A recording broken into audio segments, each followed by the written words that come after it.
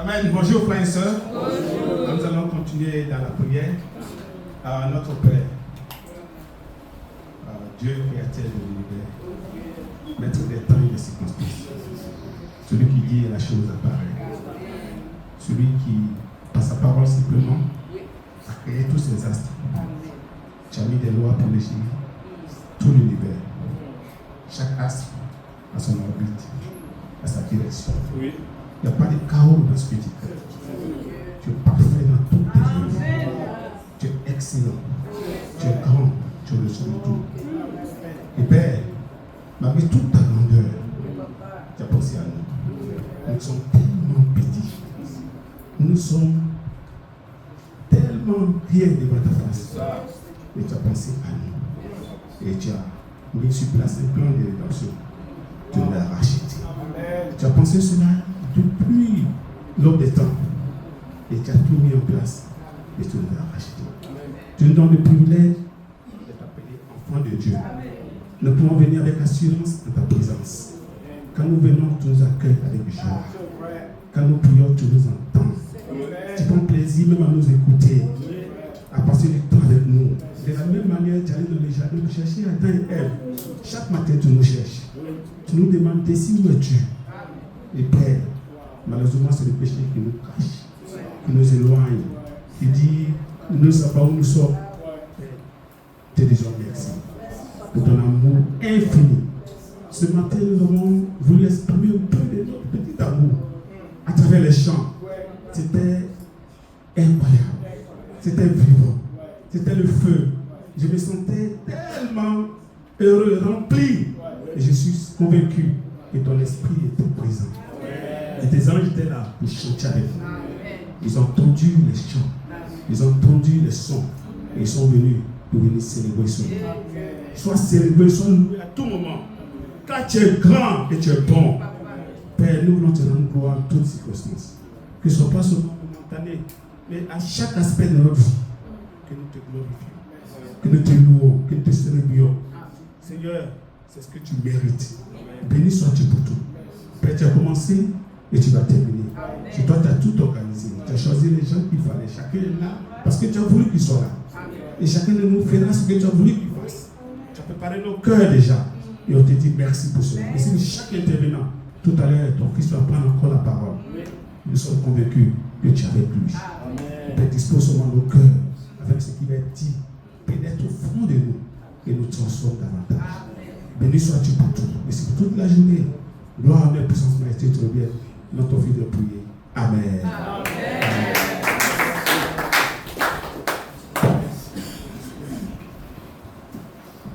Amen. Bonjour frères et sœurs. Vraiment, comme notre frère a prié, il a tout dit. C'est extraordinaire d'être ensemble. Moi, quand il priait, je me disais que nous sommes des vrais pèlerins. Amen.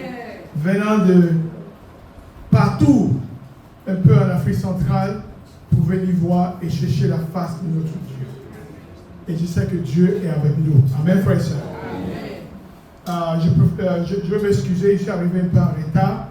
Hier soir, je suis allé voir une famille chez qui j'habitais quand j'étais étudiant ici à Yaoundé. Ils ont perdu la maman de la maison et il fallait qu'on aille présenter nos condoléances et on est rentré un peu tard. Bon, je m'excuse vraiment pour ce retard. Alors, j'ouvre mon ordinateur rapidement et nous allons commencer. Vas-y.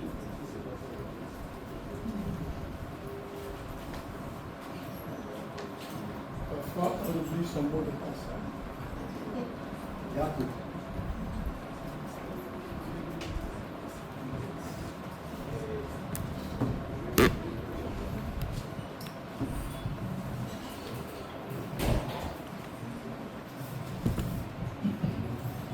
Ok, c'est bon. Excellent.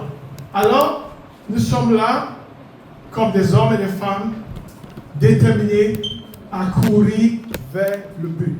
Amen. A man, a woman who runs towards the goal.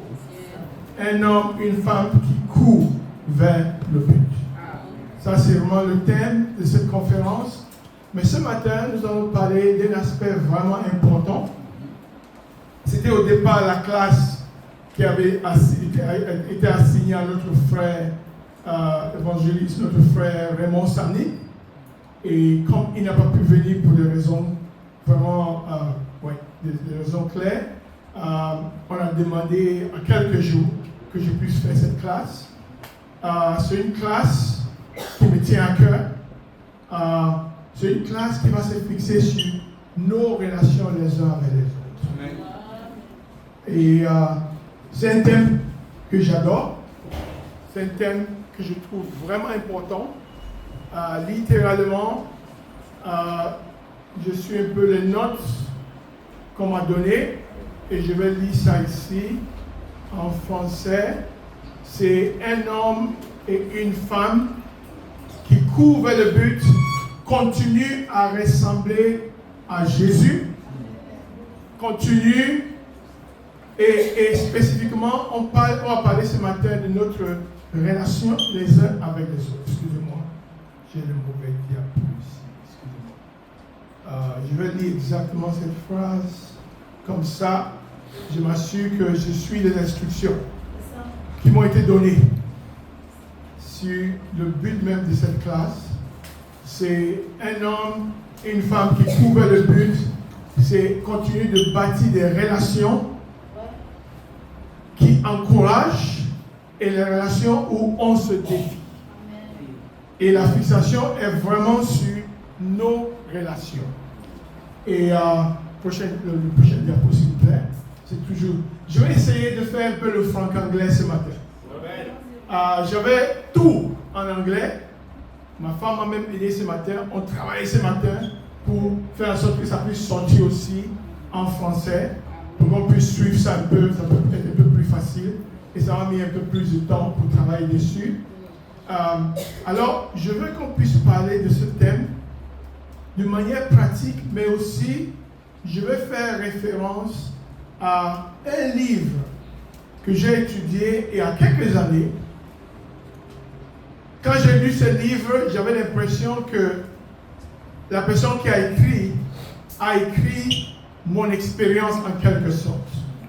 J'aurai le temps, l'opportunité de vous expliquer ça, mais le livre était tombé à point nommé pour moi.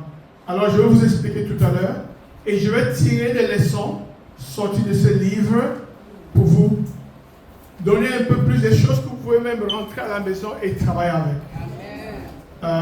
Quand on vient dans les conférences, il y a beaucoup de classes, mais on veut être comme des Bériens, où on peut rentrer chez nous avec beaucoup de matériel et les choses sur lesquelles on peut continuer de travailler.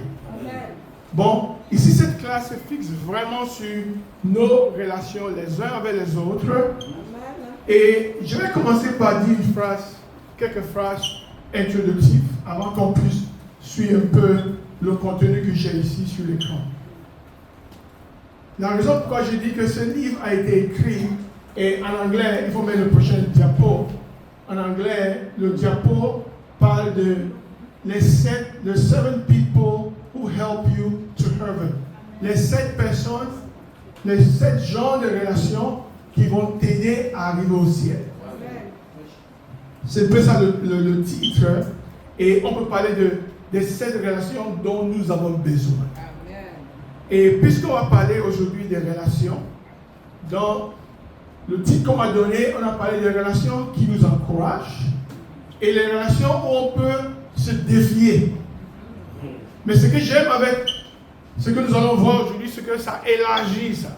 Il y a l'encouragement dedans, il y a le fait de pouvoir se défier dedans, et il y a un peu plus que ça. Et on a passé du temps à parler de l'importance de notre marche avec Dieu. Oui. Des hommes et des femmes qui font de l'Éternel leur délice, qui cherchent Dieu, qui désirent Dieu.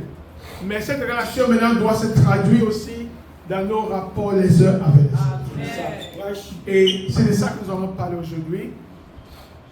J'ai eu l'opportunité, frères et sœurs, d'être dans le service en plein temps pour l'Église, dans le staff, pendant 13 ans. Vous le savez, connaissez mon histoire. De 1994 jusqu'en 2007. Et Bien sûr que c'était extraordinaire de servir Dieu de cette manière, mais après, Dieu m'appelait à quelque chose d'autre. Et il fallait maintenant s'aventurer dans quelque chose que je ne connaissais pas bien. J'ai décidé de retourner à l'école après 13 ans de service dans le staff. Je reviens au Cameroun. À l'époque, j'avais eu le privilège de diriger l'église à Douala avant, d'implanter l'église à Bamenda. Alors quand je reviens au Cameroun, il y avait notre frère Raymond qui dirigeait l'église à Douala. Et il y avait aussi une église aussi à Bamenda. Alors j'avais ces deux églises. Le frère Jules, qui est notre traducteur ici, quand ils sont revenus en 2007, je les ai retrouvés et ma vie était entre Limbé chez ma mère, Douala, j'ai passé beaucoup de temps à Douala, et Bamenda. Bon, je bougeais beaucoup. Un jour, ma mère, j'arrive à la maison, ma mère me dit, ça c'est, il y a le pidgin au Cameroun, c'est une forme d'anglais là, un peu. Une forme d'argot. Voilà. Alors, j'arrive à la maison, ma mère me dit, elle constate qu'aujourd'hui je suis à Bamenda, demain je suis à Douala, demain je suis à Limbé, après je pars. Alors un jour j'arrive, ma mère me dit, assez, ça veut dire, je dis, assez, you be Bororo. Tu es un Bororo. Bororo ici au Cameroun, c'est les nomades. Les gens qui sont toujours en train de bouger. Souvent avec des bœufs, mais ils sont toujours en mouvement. Ok? Bon, quand je suis revenu au Cameroun, après les 13 ans de service en plein temps, c'était un peu ma situation. Et je me suis mis à étudier. Et je me suis inscrit dans un cours. J'ai fait une licence en communication, relations publiques. Et pendant cette période, j'étais là. Je me rendais disponible, prêt à servir. Mais il y avait quelques défis aussi. Je serai ouvert avec vous. J'avais des défis. Par exemple, à l'époque, quand tu as travaillé pour l'église, ça a changé maintenant, hein? Mais à l'époque, quand tu as travaillé pour l'église et que tu ne travailles plus, tu es faible dans la foi. Automatique. Tu es sur la liste des faibles. Alors, moi j'arrive ici et quelqu'un comme Raymond, on lui a donné les instructions. Lui là, ne le laisse même pas faire un repas du Seigneur. Ne le laisse pas faire quoi que ce soit. Il avait reçu des instructions très nettes depuis Abidjan. C'est dans cette atmosphère que je me suis retrouvé. Et bien sûr, quelqu'un comme Raymond, c'est un grand ami à moi. J'ai connu Raymond quand je dirigeais le secteur de Trècheville, à 96 à Abidjan. Lui et moi, on a beaucoup d'histoires. S'il était ici, j'allais raconter cette histoire. On était dans l'appartement des frères ensemble. Moi, je dirigeais le secteur. Il y avait les Eric Kao, Raymond, d'autres frères. Le dimanche matin, on s'apprête à aller à la bourse du travail. Là, on faisait le culte à l'époque, à côté, pas loin, à Trècheville. Et Raymond, lui, il a son pantalon vert. C'est ça même. Avec peut-être une chemise rouge. Alors je dis à mon ami, Raymond, tu ne vas pas aller au culte comme ça. Il dit, mais c'est tout ce que moi j'ai. Il dit, frère, il fallait demander. Demande au frère. Et c'est dans ça que et lui, moi, notre histoire même remonte un peu plus même que ça. Un jour, quand je l'ai rencontré pour la première fois, la plupart connaissent un peu son histoire. Si vous ne connaissez pas, c'était un ancien boxeur. Et il était en route pour l'Europe, pour aller faire la boxe, quand le Seigneur l'a attrapé à Abidjan. Alors quand je le rencontre pour la première fois, on était sur le balcon de l'immeuble géant, on causait. Et un jour, je lui ai confessé que le jour, quand je l'ai vu le jour-là, je me demandais s'il est vraiment disciple. Je m'inquiétais pour sa foi. On blague tout le temps sur ça, sur cette histoire. Pantalon vert, immeuble géant, on a plein d'histoires comme ça. Bon, j'arrive ici et il a des instructions de ce genre. avec une amitié qu'on a eue de longue date. Et lui, il avait décidé que, malgré les instructions qu'il avait reçues, il allait me traiter comme son frère. Amen. Il me rappelait tout le temps. Il dit, Gilbert, tu es un homme de Dieu. Staff ou pas staff, tu es homme de Dieu. Et à l'appel de Dieu sous ta vie. N'oublie pas ça. Et quand je parle de l'appel de Dieu sur ta vie, je pense à mon ami l'évangéliste Moses. Amen. Qui m'avait toujours appelé, toujours dans cette période. Surtout quand je me suis déplacé pour le Nigeria, j'ai commencé à travailler dans l'entreprise là-bas et tout. Mais lui, il m'en parlait beaucoup au téléphone. Et il me rappelait toujours un passage, Romains 11, 29. L'appel de Dieu, les dons de Dieu et l'appel de Dieu sont irrévocables. S'il t'a appelé là, il t'a appelé. Et Dieu m'a béni avec des amis comme ça, qui m'ont aidé pendant des moments très difficiles. Alors, quand j'ai trouvé ce livre, et j'ai vu ce que le monsieur avait mis dedans, c'est pas notre ancien frère, notre défunt frère, il est décédé en début de cette année, il s'appelait Sam Lyon. Ouais, celui qui a écrit ce livre. Et quand je me suis mis à étudier son livre, je me suis dit, mais attends, tout ce qu'il écrit là est vrai. Je vis ça, je connais ça. Alors, je veux vraiment profiter, je lui donne comment on dit ça? C'est son travail que je partage comme ça, mais je vais profiter de ce travail pour aussi témoigner et parler de ces différentes relations dont il parle dans son livre. Allons-y, prochain diapo, allons-y. On est ensemble, frères et sœurs? En français, après ça c'est en français, allons-y avec la version en français.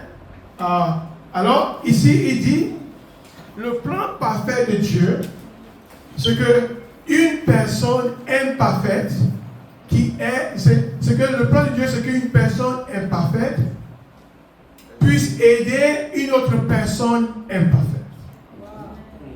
Ça, c'est le plan de Dieu. Une personne imparfaite qui aide une autre personne imparfaite. Dieu utilise le fait que nous soyons aidés par d'autres personnes et que nous-mêmes nous aidions d'autres personnes. Dieu utilise ça. Ça veut dire que c'est une relation à deux sens. J'aide et je suis aidé.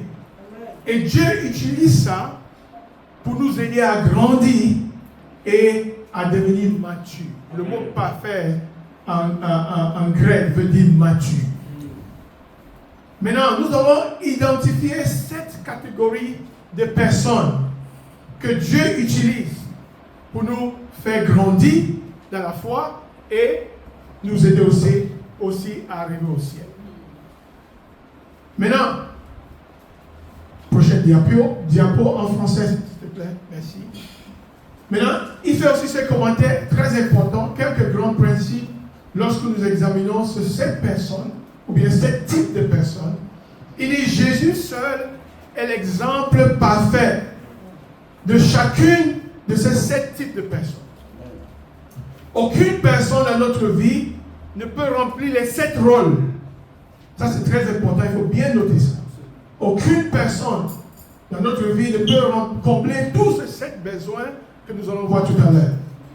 Certaines de ces personnes seront dans notre vie de façon constante. Pendant des années, peut-être même pendant toute une vie. Ça, c'est des occasions rares. Mais c'est possible. D'autres ne seront dans notre vie que pour un moment. Ou bien ils vont entrer et ils vont sortir. Il y aura plusieurs saisons où ils rentrent et ils sortent. Moi, par exemple, que je prends ma relation avec l'évangéliste Moses, on s'est connus en 1994, l'année où il a été rencontré à Abidjan, et on est resté jusqu'en 1995, ils sont partis en mission. On s'est séparés physiquement pour cette période. Il n'y avait pas l'internet comme aujourd'hui pour rester connecté facilement sur WhatsApp. Mais en 1998, on est tous revenus à Abidjan. Moi j'étais à Douala, lui était à Kinshasa, Dieu le rappelle, non, c'est 99. C'est 98 ou 99? 2000, moi je suis revenu en 2001. 2001. Ok, ça veut dire que tu es revenu en 98, tu es marié, tu es rentré. Voilà, 98. C'est en 2000. Alors, il revient sur Abidjan et la relation continue. Et il y a une période comme ça où on est resté longtemps ensemble. Mais il y a des gens qui rentrent dans ta vie, qui sortent. Mais aujourd'hui, grâce à l'Internet et au WhatsApp et les appels, c'est continu quoi. Amen. Il a Kinshasa, je suis à Lagos, mais c'est comme si on est tout le temps ensemble. Bon, il a dit qu'il y a des gens comme ça, ils vont entrer, ils vont sortir, certains vont rester dans ta vie toute une vie. Notre relation avec chacune de ces 7 types de personnes peut, avec le temps, changer et se transformer. Si nous prenons l'exemple de Paul et Barnabas, il y a eu une transformation. Oui. C'est Barnabas qui a amené Paul pour que les gens puissent l'accepter. Après, ils sont allés ensemble en mission. Après, c'est un peu comme si Paul était devenu un peu le leader de ce deux-là. Il y a une transformation qui a eu lieu avec le temps. Mais c'était une relation qui a continué de changer. Maintenant, allons-y. Les principes, est-ce qu'il y en a encore? Voilà. En français, s'il te plaît. Et parce que ces relations ne sont pas parfaites, voilà, les 7 types de personnes, bien que Dieu les utilise pour nous aider, eux-mêmes, ils vont commettre des erreurs avec nous tout au long du voyage. Et lorsque cela se produit, il dit que nous devons apprendre à leur répondre ou bien à réagir correctement.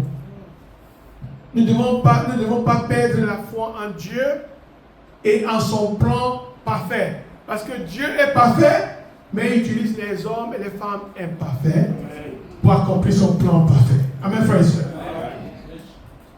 Hier, on a parlé du découragement. Dans notre groupe, quand on a partagé là, on s'est rendu compte que ça, c'était un des instruments que Satan utilise facilement. J'ai même partagé comment avant-hier, j'étais un peu découragé et comment je suis sorti de là et tout. Bon, qu'importe ce qui va se passer, on ne doit pas se décourager, perdre foi en Dieu, malgré les erreurs qui vont arriver. Parce que nous ne sommes pas parfaits, il se peut que nous ne répondions ou bien ne réagissons pas toujours envers cette personne comme Dieu le veut. Pendant qu'il nous aide, Dieu nous révélera comment il peut nous utiliser aussi pour aider d'autres personnes. Alors, nous allons parler maintenant de quels sont ces 7 types de personnes. Alors, je n'ai pas pu traduire en haut là-bas. Allons-y, il y a une version en français, bien que ce n'est pas complètement traduit. Prochain diapo. Voilà. Excusez-moi. Il y a une deuxième diapo semblable, s'il te plaît. Le prochain. Je pense qu'on avait mis ça en français. Ok, voilà. Les 7 personnes, voilà. Et il y a 7 types de relations. Il y a le visionnaire, il y a le prophète, il y a celui qui encourage, il y a le conseiller, il y a le mentor, il y a l'apprenant et il y a l'âme sœur. Dans son livre, il parle de ces 7 types de relations. Et nous allons voir, ce que nous allons voir, nous allons essayer de définir chaque type de relation, voir quelques caractéristiques, ok, à l'appui de quelques versets bibliques. Et je vais essayer de partager des exemples pratiques au fur et à mesure qu'on avance. On est ensemble, frères et sœurs? Ok. Définition extraordinaire. Visionnaire. Merci, mon frère. Visionnaire, c'est quelqu'un qui vous regarde avec les yeux de la foi, vous aidant à voir la personne que Dieu a créée. La personne te voit telle que Dieu te voit. Et la personne t'aide à articuler la vocation, le plan et le dessein suprême de Dieu pour ta vie.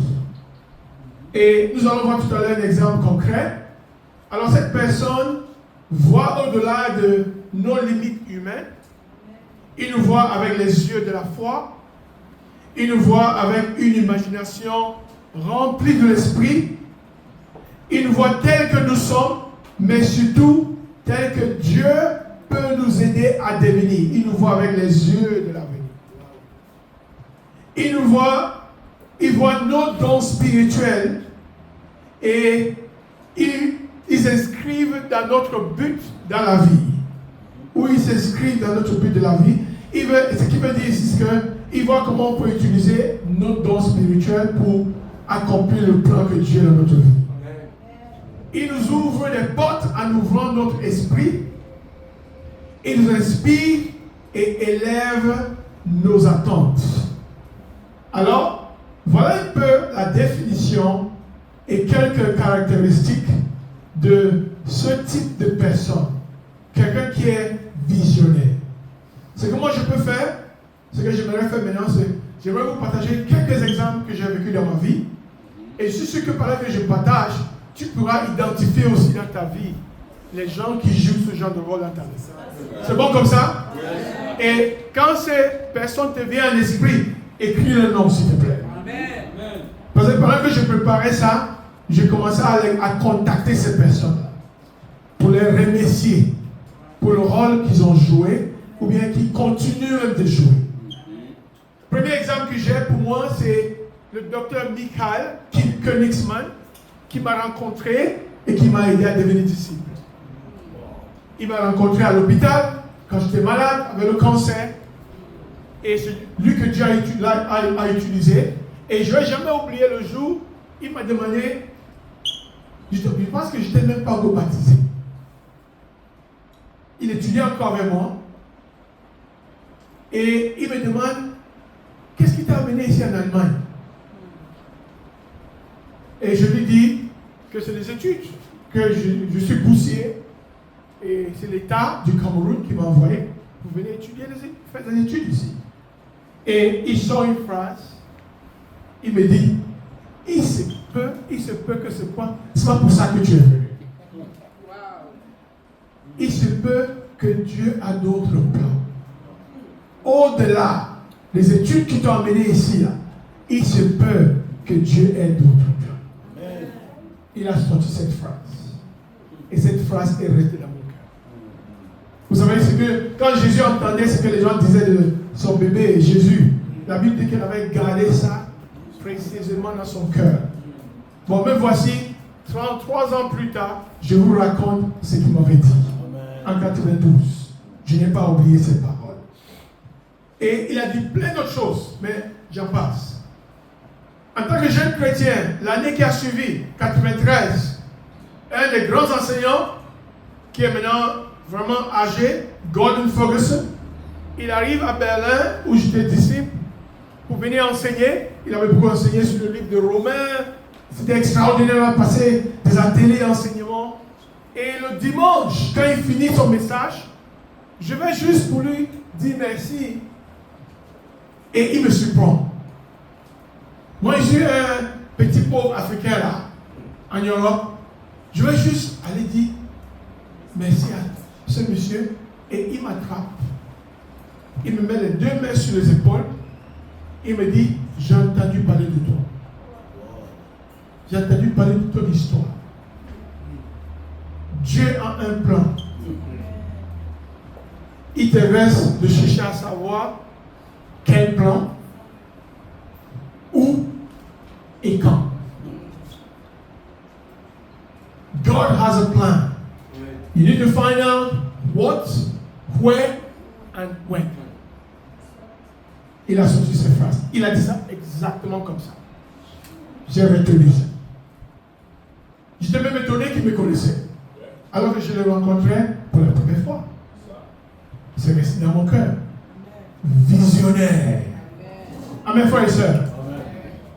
Ça, c'est 93. Baptisé en 92 avec Dr. Michael Königsmann. Il dit, peut-être que ce n'est pas l'ingénierie, tu es venu étudier ingénieur. Peut-être que ce n'est pas ça. Peut-être que Dieu a autre chose. Gordon, l'année qui a suivi, il a appuyé sur ça. Dieu a un plan. Il reste à savoir quel est ce plan, où et quand. L'année qui a suivi, je me retrouve à Abidjan, en train de venir à Douala pour pour la mission du Cameroun. Et j'ai raconté ça aux frères hier, à la classe de frères. C'est Hervé Florent qui maintenant m'encourage, qui dirigeait l'église à Abidjan à l'époque, qui me dit, Gilbert, je sais que tu es venu et tes yeux sont fixés sur le Cameroun, mais à mon avis, je ne sais pas ce que toi tu rêves pour ta vie sur le plan spirituel, mais à mon avis, tu as des grands plans et mon conseil, c'est que tu restes ici pendant quelques temps. La mission va partir, tu vas rester ici et tu vas être formé. Et plus tard, il se peut qu'on t'envoie même pour aller prendre la relève et diriger l'église là-bas. Et c'est exactement ce qui s'est passé. 3 ans plus tard, je suis resté là-bas, 94 jusqu'à 97. 3 ans plus tard, on m'envoie moi et Olou à Kinshasa. Et nous sommes allés à Douala pour aller prendre la relève. Ce monsieur, Hervé Florent, il est un de ceux qui, depuis cette époque-là, 94 jusqu'à aujourd'hui, il est très présent dans ma vie. Visionnaire. Et j'ai la conviction que même ce que je fais aujourd'hui, voyager pour encourager les églises, surtout les petites églises, un peu partout, c'est comme si Dieu lui avait montré ça. Il y avait des jours où j'arrive à mon temps de formation, au début il me disait, Gilbert, il faut que tu travailles ton français. Parce que quand je prêchais, je dis, frères et sœurs, la royaume est bon. Et quand les frères et sœurs rient, je pense que ce que je dis là est très intéressant. Et je le répète, je vous dis, la royaume est bon. Alors, je me suis mis à travailler mon français. Un jour, je vais à mon temps de formation. Il me dit, Gilbert, tu as fait vraiment des progrès avec ton français. Maintenant, malgré le fait que tu sois ici à Abidjan, dans un pays francophone, je veux que tu continues de garder ton anglais. Il faut lire des journaux, il faut lire des trucs en anglais, parce que il faudrait que le jour où tu vas commencer à aller dans d'autres pays pour l'enseigner, prêcher en anglais, il faut que ton anglais soit au top. Amen. Il m'a dit ça. Vous imaginez ça? Il m'a dit ça. Je parle de 94, 95. Il m'a sorti ça. Ça c'est combien d'années plus tard? Nous voici 30 ans plus tard. Ça c'est pas visionnaire ça. Il m'arrive très souvent quand je vais aux États-Unis, dans d'autres pays, il y en a qui viennent me dire, je pense qu'il vient me dire que vraiment le message m'a aidé. Il y en a qui viennent me dire seulement, ton anglais est très bon. Hein?